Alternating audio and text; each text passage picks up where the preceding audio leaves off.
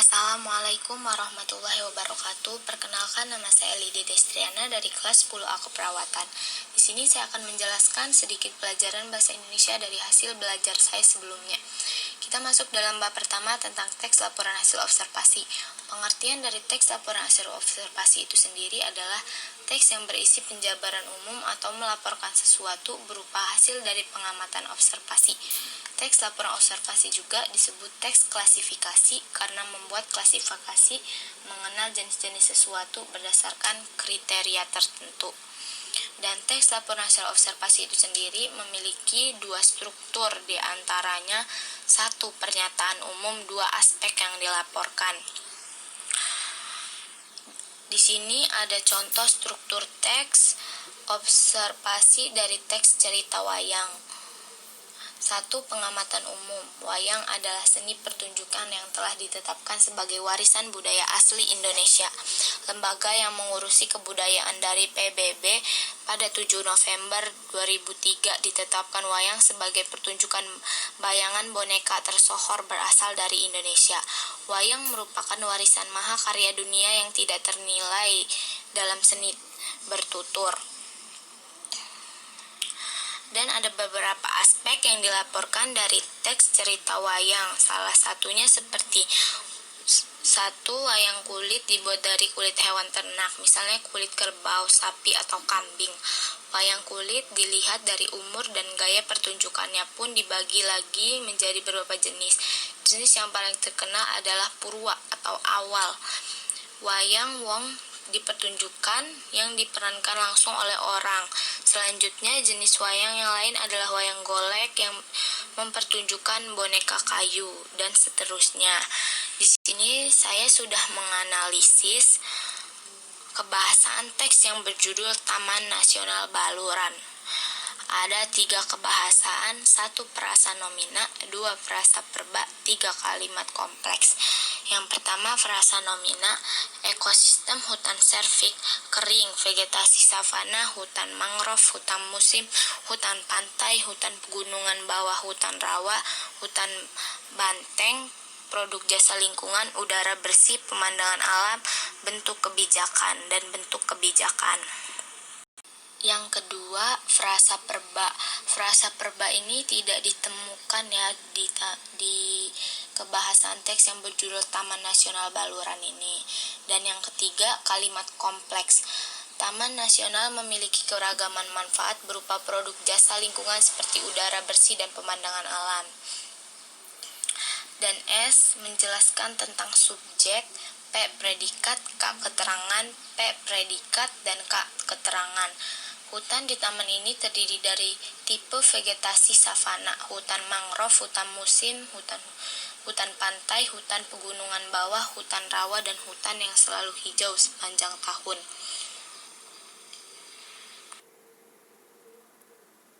Berikut gagasan pokok mengenai suku Baduy.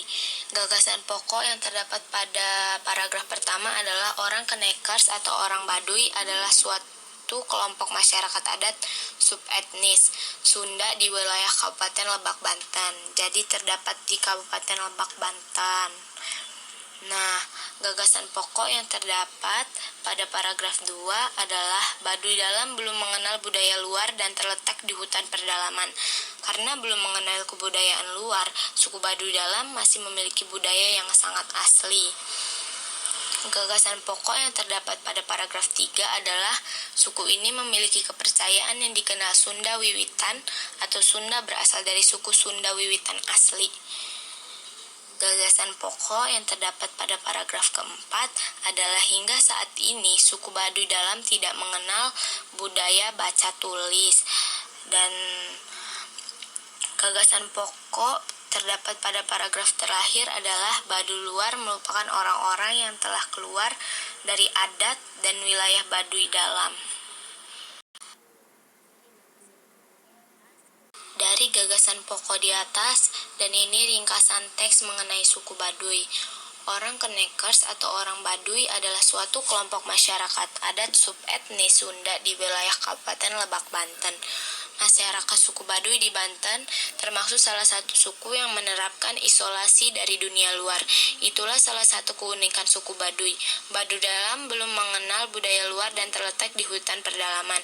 Suku Baduy Dalam masih memiliki budaya yang sangat asli. Mereka dikenal sangat taat mempertahankan adat istiadat dan warisan nenek moyangnya. Mereka memakai pakaian berwarna putih dan ikat kepala putih serta membawa golok. Pakaian suku Baduy Dalam pun tidak berkancing atau berkerah. Mereka dilarang memakai pakaian modern. Setiap kali berpergian, mereka tidak memakai kendaraan.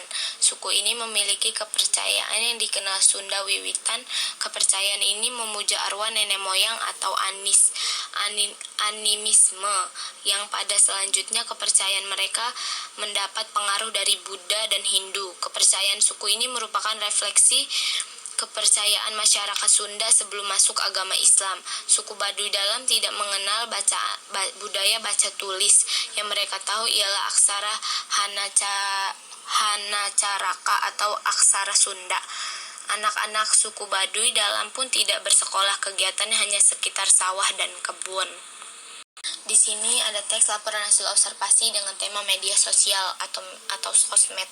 Media sosial adalah saluran atau sarana pergaulan sosial secara online di dunia maya atau internet. Para pengguna user media sosial berkomunikasi, berinteraksi, saling kirim pesan, saling berbagi atau sharing, membangun jaringan atau networking. Media sosial adalah sebuah media online dengan para penggunanya atau user. Bisa dengan mudah berpartisipasi, berbagi, dan menciptakan isi meliputi blog, jejaring sosial, wiki, forum, dan dunia virtual. Media sosial mempunyai ciri-ciri antara lain pesan dapat disampaikan ke banyak orang, misalnya melalui SMS ataupun internet. Pesan yang disampaikan bebas tanpa harus melalui suatu gatekeeper. Pesan yang disampaikan cenderung lebih cepat daripada dunia lainnya. Penerima pesan yang menentukan waktu interaksi.